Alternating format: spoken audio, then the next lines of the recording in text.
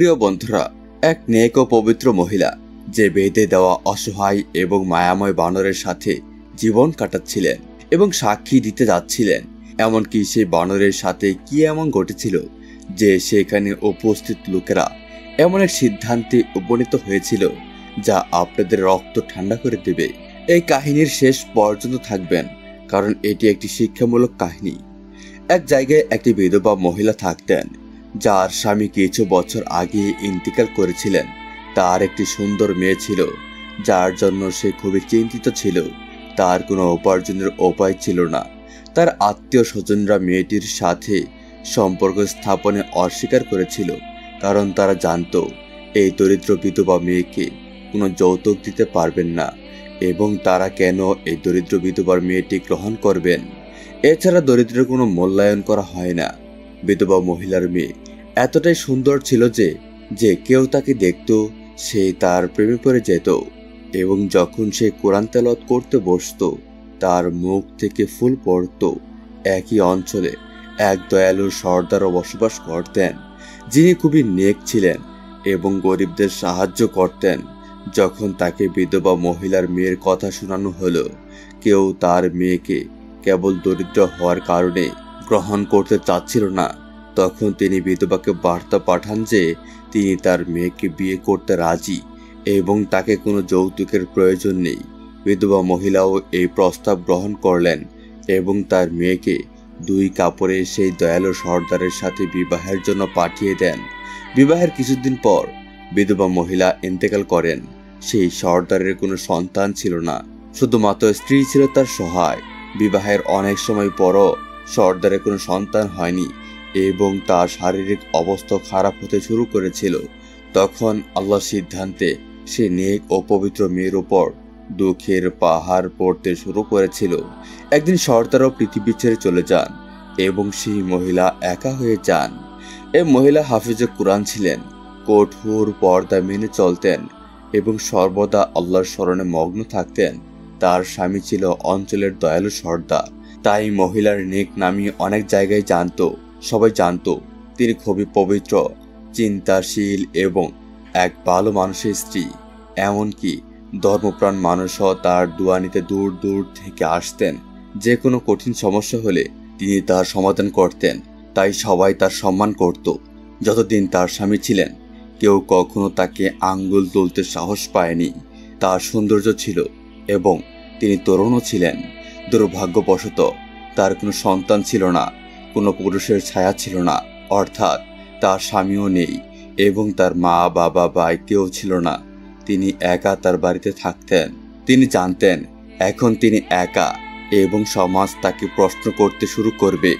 এখনও আল্লাহর প্রতি তার বিশ্বাস অটুট। একজন ধনী ব্যক্তি তাকে প্রথমবার দেখার পর তার প্রতি আকৃষ্ট হন, কিন্তু তিনি কখনো খারাপ দৃষ্টিতে তাকে দেখেননি, কারণ তিনি বাড়ির বাইরে বের হতেন না। তবে পরিস্থিতি বদলে গেল, তাকে তার কাজের জন্য বাইরে বের হতে হচ্ছিল। এটি ছিল তার দুর্বলতা, কারণ সে আল্লাহর ইবাদত করত, দিনের বেলা রোজা রাখত এবং রাতে দীর্ঘ সিজদা করত। তার হৃদয় ছিল খুব কোমল এবং তিনি সকলের সাহায্য করতেন। তবে এখন তাকে খুব সাবধানে চলতে হচ্ছিল। বিশেষত একদিন যখন একটি তুফান বৃষ্টি হচ্ছিল, গলির বাজারের প্রচুর কাদামাটি ছিল, যা এক সময় কাদার হালত গ্রহণ করেছিল। সেই কাদামাটির মধ্যে একটি ছোট বানরের বাচ্চা পড়ে গিয়েছিল এবং তা কাদার মধ্যে ডুবে যাচ্ছিল। সে দ্রুত সে বানরের কাছে পৌঁছে দেখে তার পা জখম হয়ে গিয়েছে। মহিলাটি দ্রুত কাদামাটি থেকে বানরের বাচ্চাটিকে তুলে নিয়ে আসে এবং তাকে নিজের বাড়িতে নিয়ে যায়। তাড়াতাড়ি তাকে পরিষ্কার করে তার পায়ে মলমপট্টি করে এবং তাকে নিজের বাড়িতে রাখে। সে ভাবল, আমি এটিকে পুষবো এবং কোথাও যেতে দেব না। একটি বোবা প্রাণীর প্রতি তার ভালোবাসা তৈরি হয়েছিল, যা তার সাথে থাকতো। সে তার নামাজের কক্ষে যেত না, তবে দূরে বসে মহিলার তেলাওয়াত শুনে নাচত। যেহেতু সেই বিধবা যুবতী মহিলার জীবনে কোনো শোক ছিল না, এখন তার জীবন শুধুই সুখে ভরপুর ছিল। যখনই সে তার বাড়ির কাজ করতে শুরু করত, তখন সেই বানর ছোট ছোট দৌড়ে এসে তার হাতে জিনিস ধরিয়ে দিত এবং কাজ করতে সাহায্য করত। বানরটি তার সন্তানের মতো তার সাথে থাকতে শুরু করেছিল। বানরটি এখন পর্যন্ত বাইরে আসেনি, ঘরের ভেতরে ছিল, কিন্তু এখন সে বড় হচ্ছিল এবং তার মালকিনীর সাথে একাকিত্ব হয়ে গিয়েছিল, কারণ সেই নেক মহিলা তাকে অনেক যত্ন করে লালন পালন করেছিল। বানরটির উপস্থিতিতে মহিলার কখনো কোনো ভয় ছিল না। সে বানরটিকে শুধু শখের জন্য পোষেনি, বরং তার শোক দুঃখের সাথী ছিল। একদিন যখন সে বাড়ি থেকে বের হয়ে রয়েস ব্যক্তির সামনে দিয়ে যাচ্ছিল, সেই রয়েস ব্যক্তি তার সুন্দর মুখ দেখে তাকে ভালোবেসে ফেলল এবং বলল, আমি তো এই মহিলাকে চাই। তার কাছে প্রচুর ধনসম্পদ ছিল এবং যখন ইচ্ছে যে কোনো মহিলাকে কিনতে পারত, কিন্তু এই মহিলা ছিল অত্যন্ত পবিত্র এবং ন্যাক। একদিন সেই ব্যক্তি তার কর্মচারীদের মাধ্যমে একটি বার্তা পাঠায়, ও মহিলাকে বলো সে যেন আমার কাছে এসে দেখা করে। মহিলা বলল, আমি কখনো অপ্রকৃত মোহরের সাথে দেখা করি না। কর্মচারীটি ফিরে গিয়ে তার মালিককে জানায়। রইস ব্যক্তি রেগে গিয়ে বলল, আজ পর্যন্ত কোনো মহিলায় আমাকে অস্বীকার করেনি। সে সিদ্ধান্ত নিল নিজেই মহিলার কাছে যাবে। যখন সে মহিলার সামনে উপস্থিত হলো এবং বলল, দেখো, আমার কাছে অনেক কিছু আছে এবং আমি তোমাকে সব কিছু দেব যা তুমি চাও। আমি তোমাকে টাকা দিয়ে ভরিয়ে দেব, শুধু এক রাত আমার সাথে কাটাও, আমি তোমাকে পেতে চাই। মহিলা বলল, আমার তোমার সাথে কি সম্পর্ক? আমি তোমাকে জানি না। তুমি বলছো এক রাত আমার সাথে কাটাতে চাও। যদি সত্যি ভালোবেসে থাকো তবে শরীফ পুরুষের মতো আমাকে বিয়ে করো। সে বলল, আমি তোমার সাথে বিয়ে করতে পারি না, কারণ আমার 4টি স্ত্রী রয়েছে, তারা চাইবে না আমি তোমার সাথে বিয়ে করি। মহিলা উত্তরে বলল, তোমার কি লজ্জা লাগে না? তুমি আমাকে বিয়ে না করে মেলামেশা করতে চাও? তুমি চলে যাও, তোমার টাকা আমাকে প্রভাবিত করতে পারবে না। কিন্তু সেই ব্যক্তি শয়তান ছিল। তার ইচ্ছা ছিল মহিলাকে এক রাতের জন্য পেতে। সেই মহিলাকে পাওয়ার জন্য কিছু করতে চেয়েছিল, কিন্তু তাকে ব্যবহার করতে চেয়েছিল।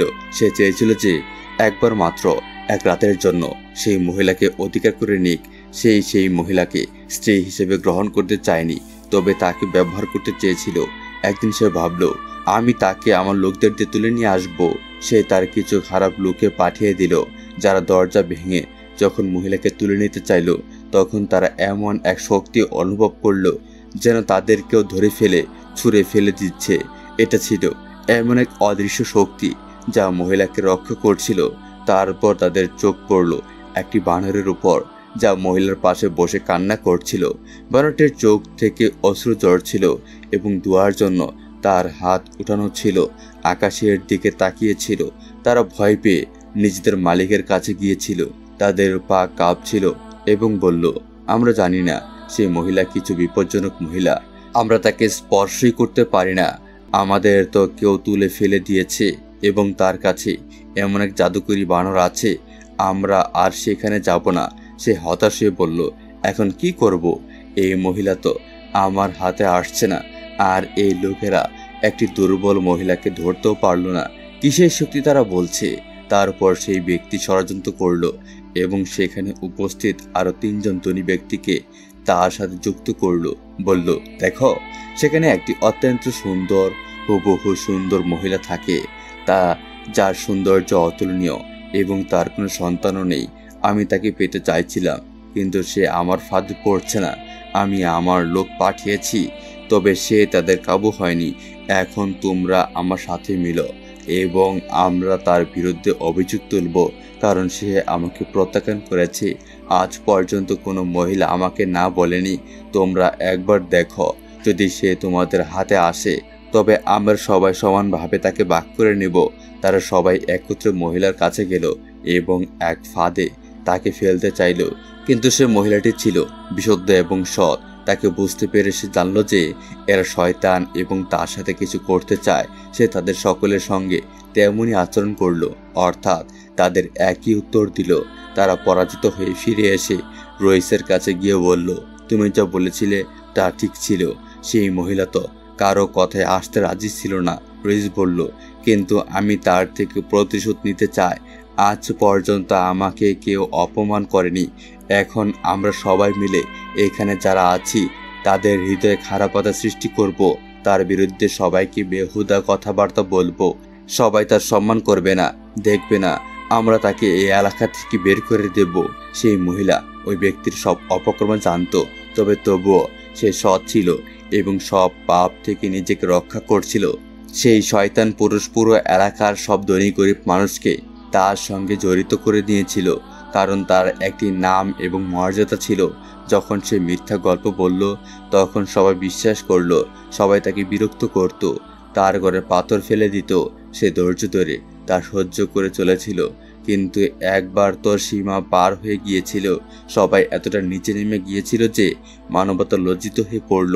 তারা একে অপরের সাথে গোপনে পরামর্শ করে, অর্থাৎ বন্ধুত্ব করে, এবং তারা একযোগে একটি মিথ্যা গল্প শহরে ছড়িয়ে দিল। তারা বলল সেই মহিলা তার বানরের সাথে এমন কাজ করায় মহিলার ওপর এক ধরনের ঘৃণ্য এবং অশালীন অভিযোগ উঠেছিল যে এমনকি সেই মহল্লার মহিলারা মুখ খুলে তওবা তওবা করতে করতে শুরু করেছিল। তারা বলছিল, তাহলে আমরা কেন বলেছিলাম সেই মহিলা কেন বিয়ে করে না? বানর যা পালন করছে এখন তার সাথে সেই মহিলা কি করছে? পুরো এলাকায় তার খ্যাতি ছিল সৎ, ইবাদতকারী এবং ভালো নামের জন্য। মানুষ তাকে সম্মান করত, কিন্তু এখন তারা সবাই তাকে পাথর ছুঁড়তে শুরু করেছিল। মহিলাটি বাড়ি থেকে বের হতে পারছিল না, আর তার সেই নিরাপত্তা দানকারী বানরটি কেউ কখনো দেখেনি। তার চোখে অশ্রু চলে এসেছিল, কষ্টে এক নিরীহ প্রাণীও কাঁদতে শুরু করেছিল। একটি পবিত্র মহিলা এমন অভিযোগের শিকার হচ্ছিল, কিন্তু মানুষ কি করছে? তারা তার উপর বারবার অভিযোগ তুলে যাচ্ছিল। মহিলার ধৈর্যের সীমানা শেষ হয়ে গিয়েছিল। একদিন তিনি আল্লাহর কাছে দোয়া করলেন, হে আল্লাহ, রব্বে কারিম, আমি সবসময় ধৈর্য ধারণ করেছি, তোমার শুকরিয়া আদায়কারী বান্দা হয়ে থেকেছি, কখনো তোমার অবাধ্যতা করিনি, কিন্তু তুমি আমাকে মাফ করে দাও। আমি কি এমন পাপ করেছি যে আমার বানরের সাথে সম্পর্কের কথা বলা হচ্ছে?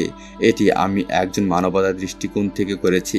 যিনি তোমার সৃষ্টি, তাকে তুমি সৃষ্টি করেছ, তার প্রতি আমি দয়া দেখিয়ে তাকে আমার বাড়িতে রেখেছি, তাকে আমার সন্তানের মতো লালন পালন করেছি, তার যত্ন নিয়েছি। আজ তার সঙ্গে আমাকে অভিযোগ করা হচ্ছে যে আমি অশ্লীল কাজ করেছি।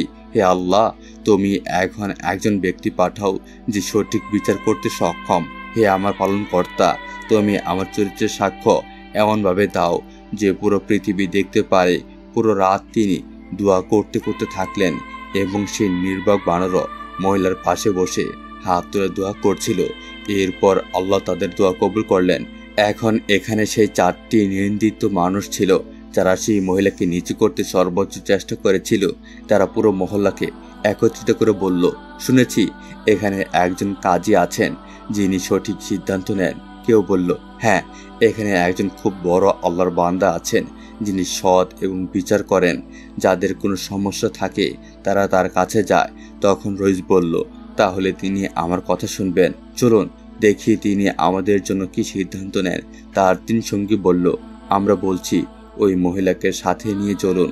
তখন রইস বলল, না, প্রথমে আমরা তার পুরো পরিস্থিতি জানিয়ে দেব, তারপর তিনি যা সিদ্ধান্ত দেবেন সেটাই হবে, এবং আমি আশা করি সেটা আমাদের পক্ষে হবে, এবং আমরা তাকে শহর থেকে বের করতে সফল হব।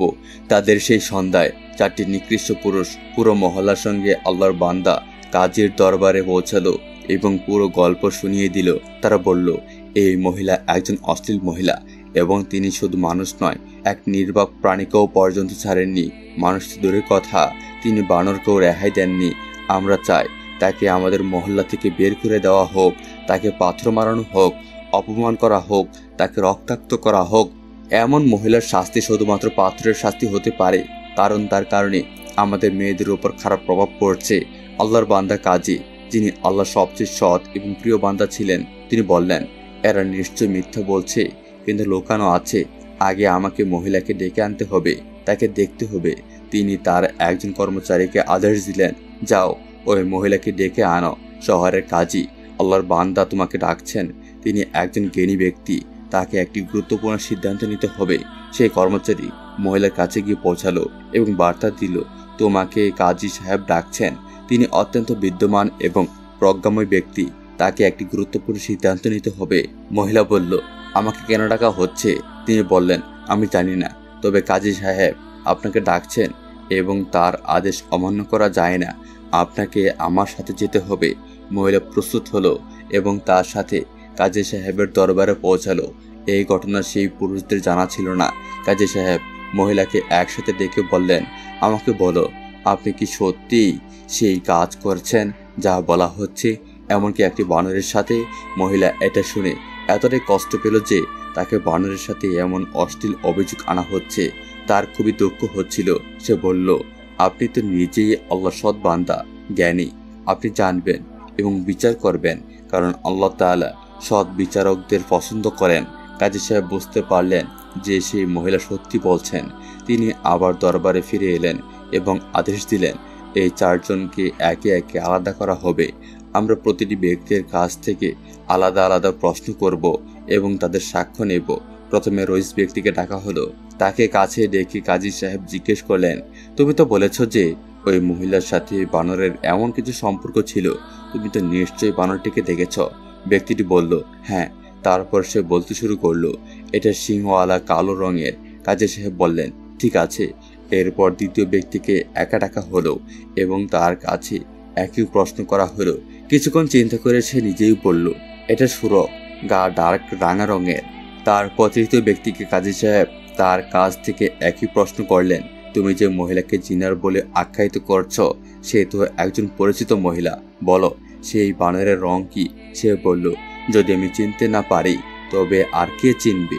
তারপর সে বলল, এই রং খাকি, মাটির রঙের সাদৃশ্য। কাজী সাহেব শেষ ব্যক্তিকে ডেকে নিয়ে একই প্রশ্ন করলেন।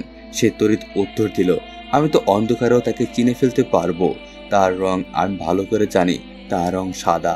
এখন আল্লাহর বান্দা কাজী সেই মহিলাকে দরবারে হাজির করলেন এবং পুরনো ব্যক্তি সবাই অবাক হয়ে গেল যে তিনি তো কখনো এই মহিলাকে দেখেননি। তার সঙ্গে বানরটি ছিল, কিন্তু বানরের রং ছিল না সাদা, না লাল, না কালো, না খাকি, বরং আল্লাহ পাক সমস্ত রং মিশিয়ে বানরটি তৈরি করেছিলেন। কিছু জায়গায় বানরটি লাল ছিল, কোথাও কালো, কোথাও খাকি এবং কিছু অংশে সাদা ছিল। কাজী সাহেব রেগে গিয়ে বললেন, যদি তোমরা সত্য বলেছ এবং মিথ্যা অভিযোগ না এনেছ তবে তোমাদের শাস্তি হতে পারত না। চারজন একসাথে বলল, আমরা সত্য বলছি, আপনি আমাদের কথা বিশ্বাস করুন। মানুষ আমাদের কথায় বিশ্বাস করে, কিন্তু আপনি কেন আমাদের কথা বিশ্বাস করছেন না? আপনার তো কন্যা আছে, আপনি কি জানেন এইসব ঘৃণ্য কথার কারণে আমাদের বাচ্চাদের উপর কী প্রভাব পড়বে? এজন্যই আমরা আপনাকে বলছি, আপনি তো কাজী, সকলের রায় শুনান, আমাদেরও বিচার করুন। তাড়াতাড়ি এই মহিলাকে এখান থেকে বের করুন এবং সকলের সামনে তার বিরুদ্ধে প্রমাণ উপস্থাপন করুন।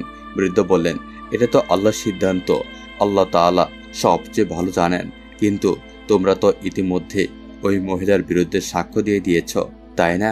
এই সময় রইস ব্যক্তি হাসতে হাসতে বলল, তাহলে সেই মহিলার বিরুদ্ধে সাক্ষ্য দিতে নতুন কোনো মানুষ জন্ম নিয়েছে? কাজী সাহেব বললেন, না, মানুষ নয়, বরং একটি প্রাণী যে ওই মহিলার পক্ষ থেকে সাক্ষ্য দেবে। এটা শুনে উপস্থিত সবাই অবাক হয়ে গেল এবং কাজী সাহেবকে জিজ্ঞেস করতে লাগলো, প্রাণী কি কথা বলতে পারে? আপনি কি পাগল হয়ে গিয়েছেন? কখনো শুনেছেন কি প্রাণীও কথা বলে? কাজী সাহেব বললেন, এখন দেখো, আল্লাহর আদেশে এই প্রাণী কথা বলবে। তিনি আল্লাহর নাম নিয়ে বানরের দিকে তাকিয়ে বললেন, তুমি তোমার মালিকের প্রতি কৃতজ্ঞ, কারণ সে তোমাকে যখন কাদামাটির মধ্য থেকে আটকে ফেলেছিল তখন সে তোমাকে উদ্ধার করেছিল। যদি সে তোমাকে উদ্ধার না করত তুমি বাঁচতে পারতে না। তুমি তো জানো প্রাণীরা তাদের মালিকের প্রতি কৃতজ্ঞ থাকে এবং মানুষের চেয়েও বেশি বিশ্বাসযোগ্য। এখন এই মহিলার জন্য সাক্ষ্য দিন, দেখুন সে কতটা পবিত্র। যদি সে অপরাধী হয় তবে সেটা সকলের সামনে প্রকাশ করতে বলুন। এই সময় খবরটি আরও অনেক দূরবর্তী গ্রামে ছড়িয়ে পড়ল এবং সবাই জানতে পারল দূর দূরান্ত থেকে মানুষ ওই মহিলার ইনসাফ দেখতে এসেছিল। আল্লাহর আদেশে সেই বানর কথা বলতে শুরু করলো। সে বলল, এই মহিলা খুবই পবিত্র মহিলা, আল্লাহ তাআলা তাকে অনেক উচ্চ মর্যাদা দিয়েছেন। এটি এক অসাধারণ পরহেজগার মহিলা, তার একাকিত্ব পবিত্র এবং সে একাকী শুধুমাত্র ইবাদত করে। আমি তার ইবাদতের দ্বারা এতটাই প্রভাবিত হয়েছি যে এখন আমিও অনেক বেশি ইবাদত করতে শুরু করেছি। এই মহিলার কঠিন সময়ে আমাকে অনেক সাহায্য করেছে। আমি তা জীবনে কখনো বলতে পারবো না।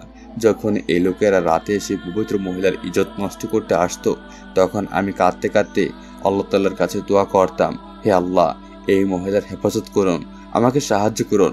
দুয়ার বরকতে জানি না কি শক্তি ছিল যা এই লোকদের দেওয়াল ঠেলে দিতে পারত। এই জন্য তারা তাদের খেলা শুরু করতে পারেনি এবং সে পবিত্র মহিলার ওপর মিথ্যা অভিযোগ তৈরি করেছিল।